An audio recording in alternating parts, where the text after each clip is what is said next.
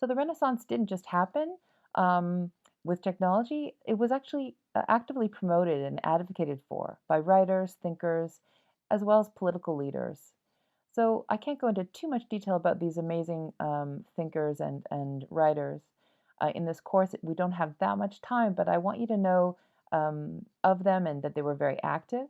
Um, so a key person who really was a proponent of classical studies and spread them far and wide was Francesco Petrarch. He lived and was active in the 1300s, and he was influential then, but he was extremely widely read and influential in the 1400s. And he absolutely passionately idealized the civilization, the classical civilizations of Greece and Rome. And so he was a poet and scholar, and he devoted his life to translation of those texts.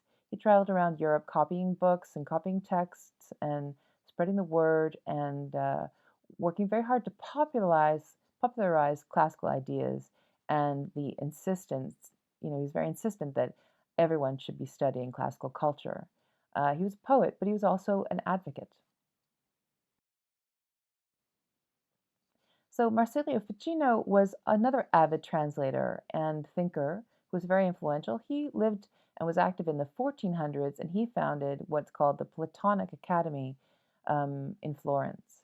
So he had happily the financial backing of Cosimo de' Medici. So we have this amazing collaboration between a thinker and a poet and a writer, and a very powerful banking family.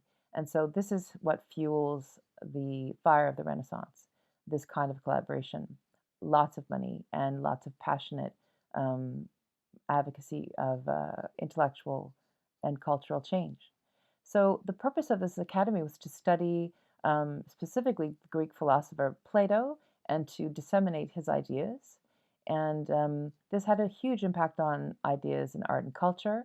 It can be sometimes referred to as Neoplatonism or a kind of return to Platonic thought or Platonism.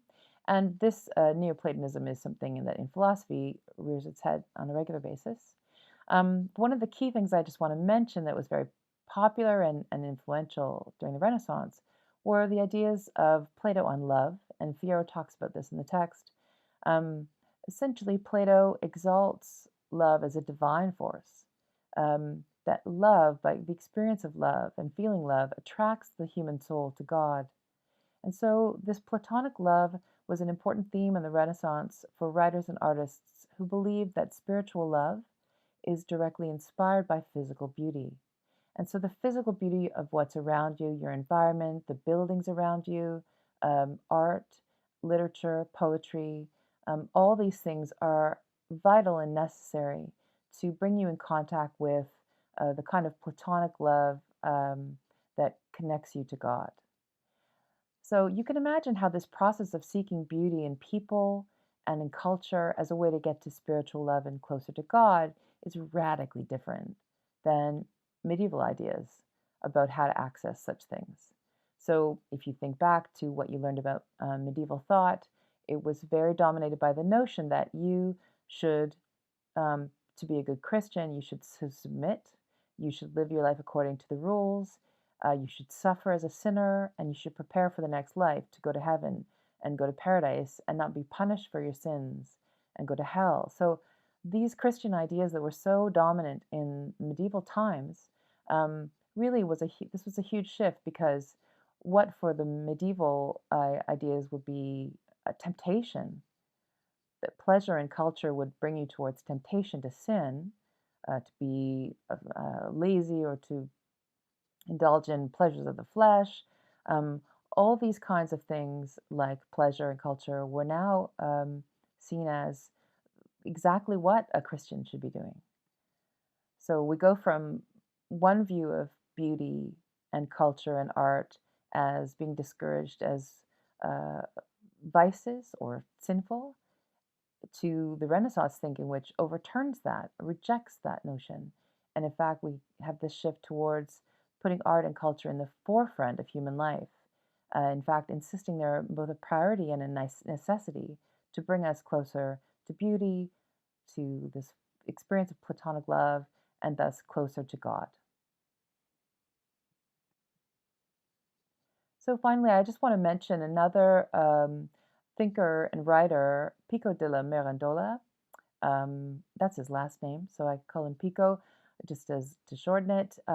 He is very well known for writing what is called a humanist manifesto called The Dignity of Man. He wrote that it was published in 1486, so relatively late in the 1400s. But he was a poet and a translator, and he translated ancient texts from many different languages: Hebrew, Arabic, Latin, and Greek.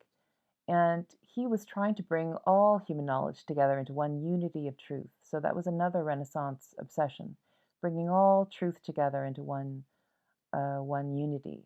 And this is part of their project to kind of gather up human knowledge and put it together to make sense of it. So one of the things that's often quoted from this manifesto is the notion. He states that humanity's position, so the position of humans, is basically just a little bit lower than the angels in the hierarchy of being. And the reason I often use this quote to kind of describe the Renaissance attitude about humans is that it's essentially saying, we have God up there, and right below God are the angels, and then right below the angels are human beings. This is a person who's elevating the status and the capacity and potential of human beings. He's sort of advocating a sort of confidence in what human beings are capable of, and that they're not the lowly creatures just one step up from the animals and the brutes like in medieval thought, but instead that human beings are right up there, just below, barely below the status and capacity of angels. So Pico also stressed a kind of individualism, a Renaissance individualism. And so this individualism really expressed itself as a kind of moral freedom to determine your own nature. Human beings had to figure out their own nature and their own destiny. And human life was about self-determination. This is a very radical idea that gets taken up later on in the Northern Renaissance when we look at Martin Luther. But for the moment, I just sort of want to stress that this idea that Pico advocated, that human beings were responsible to figure out who they were or what their nature was and to figure out what their destiny should be, this contradicts completely the medieval idea that your responsibility was to fulfill your role, the role as given by God. So if you were born into a family of serfs, you stayed there and you accepted it and you were humble and patient and obedient. And that was being a good Christian, and you waited for your reward in heaven. Instead, Pico and other Renaissance thinkers are saying, in fact, that's all wrong. We reject that entirely. And instead, human beings need to figure out their own nature and pursue their own fate. And so this is how they're rejecting the medieval culture in the Renaissance.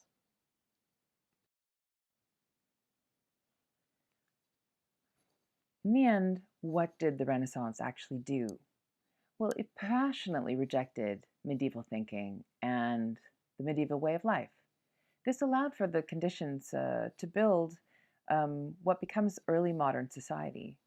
So Renaissance humanism rejected domination of all aspects of society by the church, control of all society by the aristocracy, by feudal ties, the rigid and fixed social structure of the Middle Ages, the ideas that this life is just preparing for the next, so that in this life we're just trying to earn a place in heaven, or we're sinning and earning a place in hell. And it rejects the permanent and unchanging worldview of the medieval church fathers. So summing up, we have, instead of a theocracy where God and the government are the same or together, where any ruler is a representative of God and part of the religion, we have instead the birth of secularism, or life and interests outside of religion. So civic life becomes separate. Instead of the medieval idea that a good person must fulfill the role that they have at birth, whether they're born a serf or a ditch digger or a nobleman, noble person, Instead, the Renaissance thinkers, citing the classical philosophers, insist that each human being must discover their own nature rather than being obedient to a predetermined role. Rather than the medieval view that a good person and Christian, in order to go to heaven, will focus on obedience to religious rules and anyone in authority, Renaissance thinkers emphasize that individuals must determine their own fate. Instead of the medieval notion that pleasure in the experience of beauty may tempt you into sin and therefore hellfire, the Italian Renaissance insists, in fact, on the experience of beauty, that it can bring you closer to the Spirit of God.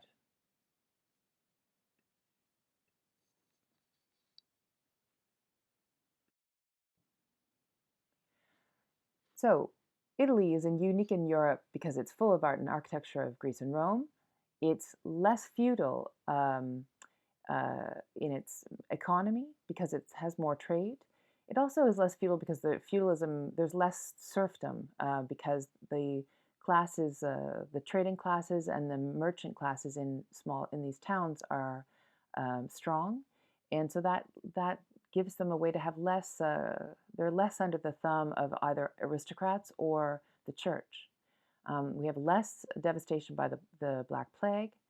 Um, Another thing that's really important to know about these places is they are trading centers, and their trade is happening on the water, and for the most part, and though there's sort of some overland trade, of course, but no matter what, because they have these sort of trading empires on the Mediterranean, they are in contact with other countries. They're in contact with the Arab world and the Arab trading world and the Arab scholarly world, who kept a lot of the texts of classical antiquity safe in their libraries.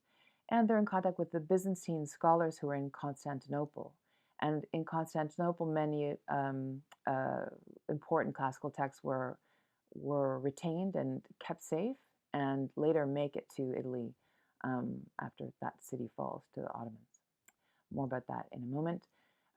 So the city, because the cities are very based on trade, so they're less religious. Religion of the people at this time certainly identify as Christians, and they might go to church, but it's not dominating their everyday the way it did in the medieval period, and they're far more about trade and merchant class, and because they have an income from this trade, they have some more freedom about what they do in their free time and leisure time. You also have strong city-state governments. So generally, these city-states were run by either a powerful minor aristocrat, or in some cases, and particularly in the case of Florence, run by a very powerful banking family. So you have right there, you have a kind of secular government, a government that is not involved in religion and with whom religion plays no part. So this secular or non-religious life outside of the church, Catholic Church, is in some ways closer, has more in common with classical antiquity than with medieval society that was so dominated in every detail by the Catholic Church. You also have a key thing that propels the change and the speed of change, which is that these ideas were great ideas and they were very popular when they were spread. But above all, you have a rich banking family that are funding these artistic projects, ambitious architectural projects, and funding the intellectual projects of this sort of cultural shift. So the Medici didn't just pay for buildings and artworks, but they also paid for things like the translation of texts from classical antiquity.